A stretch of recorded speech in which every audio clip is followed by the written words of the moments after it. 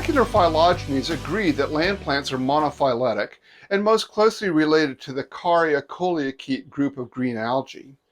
Coleochaetes are bryophyte-like aquatic plants with a thick disc-like thallus. They share with land plants the ability to produce cyclic cellulose, as well as lignin, flavonoids, and the ability to branch. For example, green algae have what's called an apical meristem, namely stem cells capable of producing a wide variety of tissues throughout life of the alga. The meristem in green algae usually has one or two cutting faces, which are sites of cell division and so can divide in only one or two directions, creating some kind of a branching pattern.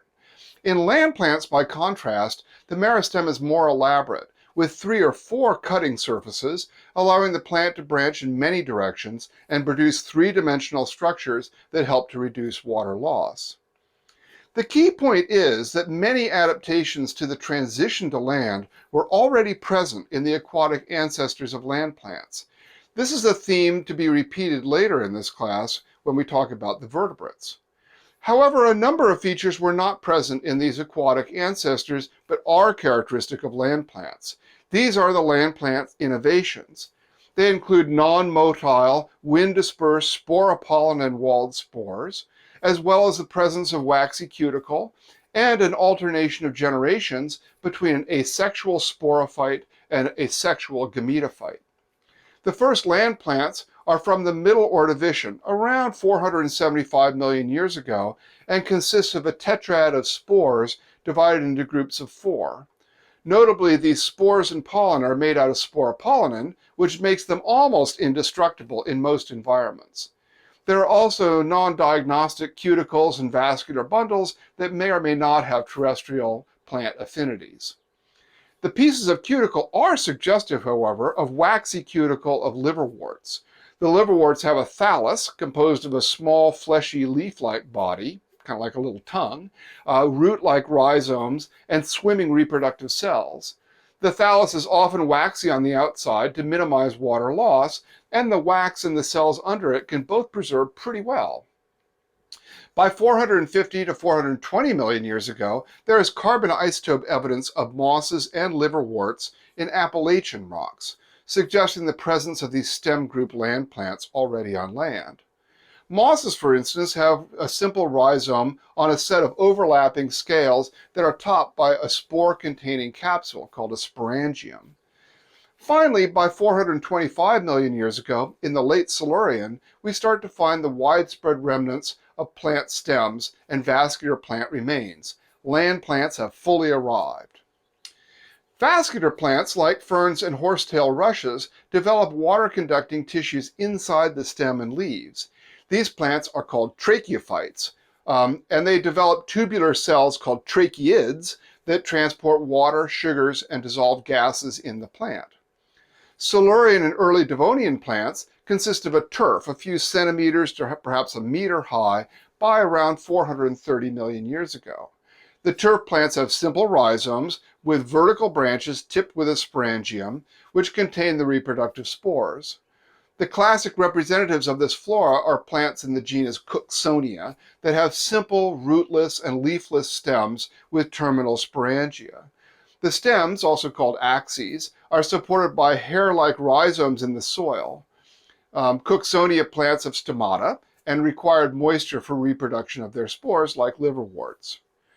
By the late Silurian, around 410 million years ago, there is spectacular preservation in the Rhinophyte, a hot spring deposit where the silica was precipitated around living plants, producing really spectacular preservation, even preserving sperm. The ecological community is called the Rhinophyte Flora, and is dominated by plants forming a low turf around spring margins. The plants were associated with fungi and a variety of land animals, most notably arthropods that could live in the water trapped in the soils. About the same time as the Rhinophyte Flora, there is also an Australian Lycopod set of fossils with true roots and leaves that are dated to about 423 to 398 million years ago. That is, late Silurian to early Devonian. If the dating is correct, the implication is that plant assemblages were much more advanced in Australia than in other places. Now here's an interesting fact. Trees more than 8 meters tall appear within 20 million years of the Rhinophyte turf plants. Think about an explosion, man! Apparently, once land plants figured out how to utilize wood, they rapidly started a competition for height to maximize the distribution of their spores through wind and maximize their ability to photosynthesize and compete against their fellow plants. These forests are mostly developed along watercourses as riverbank vegetation and pond edge plants. Besides little things like liverworts and mosses, there are also forest emergent species, such as the spore-bearing Gymnosperms. These were tree-sized plants that had a developed cambium with bark on the outside, water-conducting tissue inside the bark, and all that over a core of wood that provided structural support to get the leaves and the spore bodies well off the ground. One of the notable groups in this flora is Archaeopterus, a tree that got to be 10 to 30 meters tall by 375 million years ago. That's the size of a redwood. Gymnosperms shed leaves and branches in such quantities that they created abundant and flammable leaf litter. It is not a surprise, then, that these forests show the first evidence of fire. Gymnosperms were joined by seed-bearing terrestrials, which are broadly similar to today's tree ferns. These have unbranched trunks with a cortex of interwound fiber bundles, but not bark per se. Fibrous wood like this is very good at resisting bending forces, but is less easily repaired compared to the woody trunks of Gymnosperms.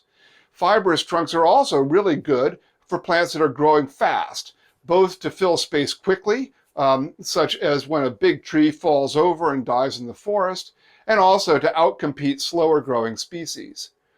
The trade-off is between growing fast with cheap construction or using slower growth with greater permanency and longer lifespans. Terrestrials were joined by other plants with cheap construction, such as the Lycopods, the true ferns, and tree-sized horsetails, such as calamites. Classic coal swamp vegetation consisted of tree-sized lycopods and horsetails, upwards of 30 meters tall. Now, there was a mass extinction of tree-sized lycopods about 300 million years ago that were replaced by a fern flora. The extinction is associated broadly with a tectonic consolidation of Pangaea that in turn makes a more continental climate with greater seasonal climate extremes. A result is drying out of the coal swamps. The arid or seasonal climate contributes to selection for plants to separate their reproduction from the need to have liquid water around. A result is the appearance of early seed plants, such as the conifers and cycads, which diversified as land dried out in the Permian around 306 million years ago. These groups of seed plants are also called the Gymnosperms. Seeds are a key innovation here because they do well in dry upland areas and allow plants to cover the terrestrial earth. Before them, most plants were confined to wet lowlands and river valleys and swamps. The Permian radiation of Gymnosperms is associated with a major diversification in insects, as seen in the diversity of insect mouthparts and feeding strategies. The most recent radiation, after the gymnosperm radiation, is that of the flowering plants, the angiosperms. Molecular clocks place their radiation in the Jurassic, or even in the late Triassic, between 170 and 229 million years ago. Now, in contrast, the body fossil record is predictably younger, at early Cretaceous, say 140 million year kind of dates. As we shall see later, the angiosperm radiation is associated with a major faunal turnover of dinosaurs about 80 million years ago, one that also is broadly in the time frame of the radiations of placental and marsupial mammals. So, in summary, land plants evolved from green algae around 700 to 800 million years ago. The first land plants were able to exploit innovations like branching stems, sunscreen, and lignin that were very useful on land, but had also been useful in the ocean. But they came up with some new innovations as well, like associations with fungi, stomata, and waxy cuticles. The body fossil record begins in earnest at about 475 million years ago with spores and bits of cuticle and leads to a turf association of low-growing leafless stems and sporangia by 410 million years ago. Then the plants take off, creating the first forests by 390 million years, and with them complex ecosystems and fire. There is a major extinction of land plants about 300 million years ago, and continental consolidation into Pangaea leads to the evolution of the seed-bearing Gymnosperms.